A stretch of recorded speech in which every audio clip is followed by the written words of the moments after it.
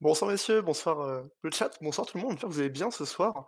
On se retrouve aujourd'hui pour une nouvelle chronique. Alors, on va parler enfin, sans parler dans le chat, on ne parlera pas malheureusement de la Super League. On va rester dans le domaine d'Internet, on va parler un peu de sécurité. Alors je sais pas si vous, l'info vous est parvenue ces derniers temps dans les médias, mais les données de millions d'utilisateurs circulent sur le net et sont à vendre sur des forums de cybercriminels. Alors on parle d'une immense fuite et je vais déjà vous faire jouer un petit bingo. À votre avis, combien de millions d'utilisateurs sont touchés par la fuite de Oh, données sur Facebook et LinkedIn? Alors, que vous avez une petite vague idée de combien d'utilisateurs peuvent être touchés par cette grosse fuite de données? Je vais donner un chiffre. Olivier? Alors, Olivier, ouais, tu es mute. Voilà. Non, moi, je ne saurais pas, je n'ai pas d'idée. Vraiment. Une petite idée peut-être, Pierre? Je sais pas, 100 millions? Allez, soyons fous. On est Allez, moi je vais dire 50 millions, moi. Confirmé. ouais, on est un peu plus. Peut-être deuxième indice, ça représente pour LinkedIn, hein, qu'en fait le chiffre pour Facebook et LinkedIn est assez similaire, ça représente les 2/3, du réseau social utilisateur. On est plus sur du 500 millions environ sur chaque plateforme, d'utilisateurs touchés par, du coup cette fuite de données. On va se concentrer sur le cas de Facebook premièrement, 533 millions d'utilisateurs précisément touchés, 95 000 pour l'Union européenne et 20 millions de Français en fait, touchés par cette fuite. Ça correspond à quoi? Ça correspond à une énorme base de données qui a été proposée du coup sur un forum fréquenté par, des cybercriminels et découverte le 3 avril 2021. Ils sont vendus en plus pour une somme, assez dérisoire. Alors dans cette base de données, on a quoi? On a plusieurs informations personnelles, qui sont renseignées par les, utilisateurs sur leur compte, donc telles que, voilà, nom, prénom, date de naissance, le genre, la ville, le pays de résidence, la profession, le numéro de téléphone et le courrier associé au compte, qui va être, assez intéressant aussi pour les cybercriminels, le statut marital et toutes sortes d'informations que vous pouvez renseigner sur vos profils Facebook. Alors heureusement, la fuite ne concerne pas les mots de passe des utilisateurs, ni les Ouais. messages privés échangés. Cependant, voilà, on va voir un petit peu pourquoi ça a cet impact quand même. Alors le fichier vient d'où? Comment ils ont réussi à récupérer ces informations? Alors ça vient d'une fuite qui était survenue en 2019, donc il y a de ça 2 ans. L'origine serait une vulnérabilité de la plateforme, en gros un détournement d'un outil qui permet d'importer son carnet d'adresse sur Facebook, du coup qui a été utilisé à des fins frauduleuses, par ces cybercriminels. Alors, on va faire un petit, rappel e-sécurité. Est-ce que vous renseignez beaucoup vos infos sur vos réseaux, vous, les gars? Des infos personnelles? Moi, je crois qu'il y a juste, il y a même pas Reims, il y a mon lycée. Donc, niveau info personnelle, je suis pas le top. Déjà Enfin, Antoine? il va pas gagner beaucoup d'argent, quoi. Oh bah, Que vous, Olivier Antoine, vous avez beaucoup sur Mmh, Facebook? des mmh, informations, oui, bah, il saurait, que le lycée, on va dire la formation, en tout cas sur Facebook. Mais sinon, très peu, je partage très peu de choses à part, pour promouvoir Eco& Co ou d'autres, choses de l'actualité économique, mais très peu d'opinions, en tout cas personnelles. Antoine, je Et te vous? laisse la bah, moi question. je vais vérifier dans le cas où je vais essayer de retirer mon numéro de téléphone si je l'ai renseigné. Effectivement, alors déjà, petit conseil en sécurité pour vous, je vous conseille par exemple, supprimer de vos profils des choses qui vous paraissent soit peu importantes, soit un peu sensibles. Typiquement, des personnes ont leurs opinions politiques ou partagent des opinions politiques ou religieuses sur les réseaux sociaux, ça peut, leur jouer des tours. Alors, pareil, hein, au niveau des vigilances, c'est la CNIL, hein, qui fait ça comme conseil, la CNIL française, donc la Commission nationale, de l'informatique et des libertés, qui va appeler les Français à la vigilance. Parce qu'en fait, il y a pas de réels moyens de savoir si on est concerné, par, cette fuite. On a quand même 20 millions de Français qui sont touchés, un tiers de la population, donc il faut se faire l'idée que oui.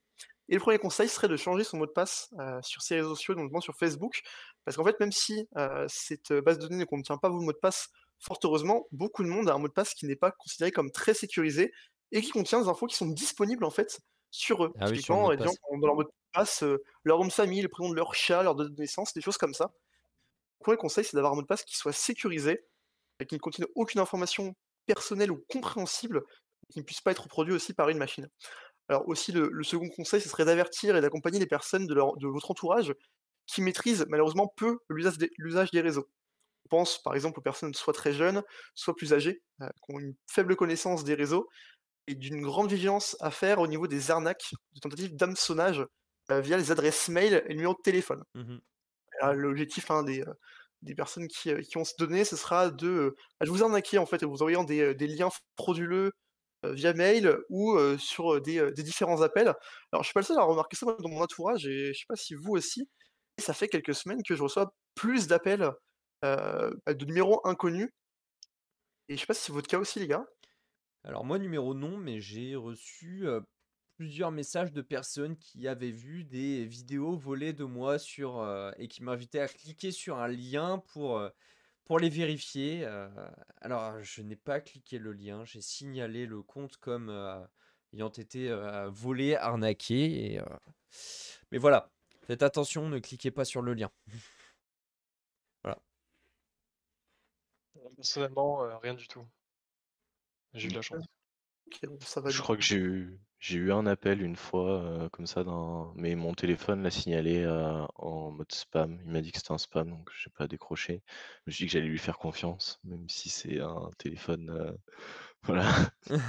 Je base ma confiance dans peu de choses, hein, faut le savoir.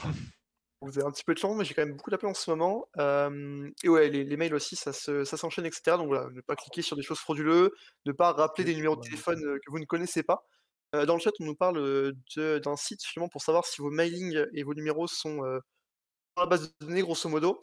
Alors, de ce que j'ai pu recouper comme source, la CNIL ne le conseille pas parce que c'est enfin, ne le conseille pas, mais peut-être regarder, il me semble que c'est, je sais pas si tu peux le mettre dans le chat, Titi King, c'est I have been pwned, un truc comme ça. Il y a un petit site qui apparemment permet de voir si on est dans la base de données. De ce que j'ai retrouvé, c'est pas conseillé, enfin, la CNIL ne conseille pas de vérifier, donc on va prendre en compte que tout le monde est concerné et essayer de faire des grands rappels, e-sécurité. Alors, cette affaire-là, comment que ça va se passer? Où ça va nous amener? Parce que ça ne doit pas en rester là forcément. En Irlande, la CNIL irlandaise, cette fois-ci, qui a ouvert une enquête concernant la conformité RGPD, donc Règlement général sur la protection de données de Facebook, parce qu'ils ont reçu une plainte, d'une association irlandaise, Digital Rights Ireland, donc l'association de défense des droits citoyens d'Irlande, qui va en fait porter cette affaire aux tribunaux et demander une réparation, une indemnisation, à l'entreprise. Alors selon leurs chiffres, on serait sur une indemnisation qui serait située entre 300 et 12 000 € par utilisateur. Si on reste que sur du 300 € par utilisateur touché, ça fait quand même une amende européenne de 28 milliards d'euros. Donc c'est assez conséquent. On n'ira sûrement pas jusque-là, parce que, voilà, niveau réglementaire, les sanctions pour non-respect du coup du RGPD peuvent monter quand même jusqu'à 4 du chiffre d'affaires annuel mondial de l'entreprise et pour Facebook, ce serait du coup potentiellement une amende qui pourrait aller jusqu'à 3,5 milliards d'euros ou de dollars pardon plutôt. Donc ça ferait quand même un chiffre assez colossal et donc la base légale sur laquelle ce procès pourrait se tenir, ce serait que, voilà, la RGPD oblige les entreprises à mettre en place à la fois des mesures de protection pour, leurs utilisateurs, mais également d'alerter les autorités et les victimes en cas de violation, en fait, de leurs droits en ligne. Et du coup, selon l'association qui a, porté plainte, Facebook n'aurait fait respecter ni l'un ni l'autre. N'aurait à la fois pas alerté ses utilisateurs que cette fuite existait et n'aurait pas mis en place, les mesures nécessaires pour, empêcher, l'utilisation frauduleuse de données. Alors dans leur communication, Facebook a confirmé qu'ils allaient totalement coopérer avec l'autorité irlandaise et du coup, passer au tribunal avec, des preuves qu'eux sont en bonne conformité. Donc ça, c'est une affaire à suivre. Alors, on en verra peut-être dessus sur les prochains mois, prochaines Mmh. semaines. Est-ce que ça vous évoque du coup? Comment vous pensez que ça va se terminer cette affaire? Ça fait un peu Black Mirror, hein. Il y a un petit côté, de toute façon, hein, c'est les mêmes recommandations, mais ça fait des années quand même que on fait un petit peu tout le temps les mêmes recommandations. Dans le cas où ce genre de choses pourrait arriver, ne partagez pas trop d'informations personnelles sur Internet. C'est très moralisateur de dire cela comme ça. Il y en a plein qui vont doucement sourire en entendant ces paroles qu'on a entendues maintes et maintes fois quand nous étions au collège. Mais les réseaux sociaux, c'est un petit peu le mal, en fait. C'est Et dangereux. ça représente, ça comment, surtout pour les jeunes générations notamment avec le développement on peut dire d'applications comme TikTok, ou Instagram, où on voit, on va dire, le jeune public qui a accès à ce genre de choses-là n'est pas forcément informé. Les adolescents, des personnes qui ont 10 ans, ce genre de choses-là, donc eux, ils n'ont pas on va dire le background que nous on a eu, sur les Mhm. réseaux sociaux. Parce qu'on a été un peu la génération de test, hein, on va dire de internet, notamment en tout cas des dangers qu'il y a. Donc il faut vraiment pas faire non plus n'importe quoi et montrer seulement, ce qu'on peut montrer et pas ce qu'on n'a pas envie de montrer. C'est pour ça qu'on conseille, hein, forcément de sensibiliser, d'accompagner, hein, les plus jeunes, les plus âgés aussi, qui ne s'y connaissent pas trop, pour éviter qu'ils aient des soucis à ce niveau-là. Voilà, donc voilà pour Facebook, mais quelques jours plus tard, hein, on avait passé, il y a eu une fuite similaire qui a été détectée sur le réseau social LinkedIn. Ça va changer un peu les choses. Déjà, on est quand même encore sur 500 millions d'utilisateurs, mais ça représente, comme je vous l'ai dit juste avant, 2 tiers des 740 millions d'utilisateurs de la plateforme. Donc c'est une fuite assez importante, et du coup, elle serait encore potentiellement plus grave, parce que c'est quand même des données qui sont potentiellement plus professionnelles, plus d'entreprises. Donc la base de données, qui a été une fois découverte sur des sites cybercriminels et mise à la vente, elle contient une compilation en fait d'informations, du coup présentes sur les profils, LinkedIn d'énormément d'entreprises et de professionnels, et aussi recoupée avec d'autres informations disponibles sur des sites web d'entreprises. Alors LinkedIn essaie de rassurer que selon eux, ils n'ont pas subi réellement de piratage, mais c'est juste des personnes qui se sont, entre guillemets «amusées», à des fins je pense financiers, à recouper énormément d'informations. Parce qu'il y a quand même des risques, et c'est là où faire attention, d'usurpation d'identité, encore une fois, d'hameçonnage, d'arnaque des entreprises ou de tentative de craquage des mots de passe, encore une fois. Parce qu'en fait, si on a votre adresse mail, on peut plus facilement, essayer de se connecter sur votre compte avec des machines qui tapent des milliers, des millions de mots de passe à la seconde. Et encore une fois, si vos mots de passe ne sont pas sécurisés et contiennent des informations trop faciles à trouver, ça peut être très dangereux. Et encore une fois aussi, des campagnes de spam à destination de professionnels d'entreprise. Voilà, pour cette fuite sur LinkedIn, ça vient d'être découvert, donc on va voir un petit peu comment ça évolue aussi dans les prochaines semaines. Si LinkedIn sera aussi, autant mis en cause, il y aura des plaintes à ce niveau-là. Eux, en tout cas, rassurent sur le fait qu'il n'y a pas eu de fuite, hein, sur leur plateforme. Encore une fois, les conseils qu'on vous prodige, c'est des mots de passe sécurisés, de faire attention à l'hameçonnage, donc à ne pas, cliquer sur des liens, où vous n'ayez pas totalement confiance, et de faire attention aux autorisations sur internet.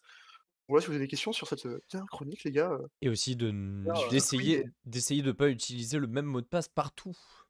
Ah, Mmh. effectivement. Alors je veux dire pour rebondir, sur LinkedIn, heu Vas-y, rebondis. là ça commence c'est un peu plus on va dire, dangereux dans le sens où ça met en cause des entreprises aussi. Donc données d'entreprise, donc c'est très, très, sensible. Même si, les données, Facebook, c'est aussi sensible parce que ça touche la vie personnelle, mais là, ça touche aussi à des entreprises, on va dire, privées. Donc ça peut avoir aussi un impact, assez négatif. Parce que ça veut dire qu'on sait, quelle personne travaille dans quelle entreprise, lui, il travaille à l'armée, on va dire, ou lui, il est policier, lui, il travaille à Renault. Donc ça peut aussi servir de renseignement, pour des groupes, terroristes, ce genre de choses-là. Mmh. Effectivement, Au-delà ça montre un peu la morale un peu qui revient de l'e-sécurité aussi, c'est qu'une information seule, ça n'a pas de grande valeur, mais recoupée, entre elles, ça peut donner une information absolument terrible. Et c'est faut faire très gaffe à ce qu'on communique sur internet, que voilà, Oui, et puis il y a de la falsification avoir des soucis. d'identité aussi. C'est assez facile Ouais, de se attention. faire passer pour quelqu'un d'autre sur Internet. Il suffit d'avoir 4 Surtout dans un cadre photos, professionnel, hein, 3 sur un infos, et style, puis... professionnel, terrible. Mais en tout cas, merci beaucoup Julien pour ces recommandations.